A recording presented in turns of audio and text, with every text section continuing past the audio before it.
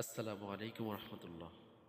মানুষ যদি কোনো মানুষের কাছে কিছু সম্পদ থাকে, আর যখন সে দেখে এই সম্পদটা দিয়ে যদি আমি ব্যবসা করি তাহলে লাভ লোকসান হওয়ার সম্ভাবনা আছে, বাকি পড়ে যেতে পারে, সম্পদটা লস হতে পারে।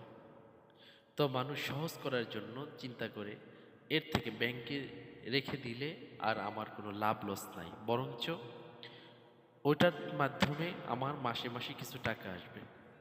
আর টাকার পরিমাণটা যখন বেশি হয় তখন সে অনুভব করে এটা থেকে যেই ইন্টারেস্ট বলে তারা, যে ইন্টারেস্ট আসবে তাতে যদি আমার সংসার চলে যায় তাহলে আর পরিশ্রম করে লাভ কি।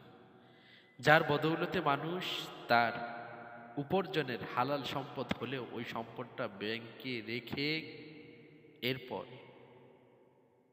সেই ইন্টারেস্ট নামে সুদটুকু দিয়ে তার পারিবারিক মাসিক খরচটা চালাচ্ছে।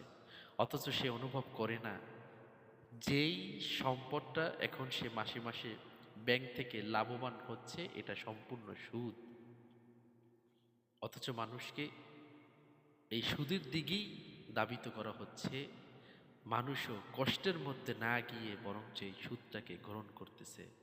আল্লাহ সুবহানাহু ওয়া তাআলা আমাদেরকে এই সুদের মহামারী থেকে হেফাজত করুক।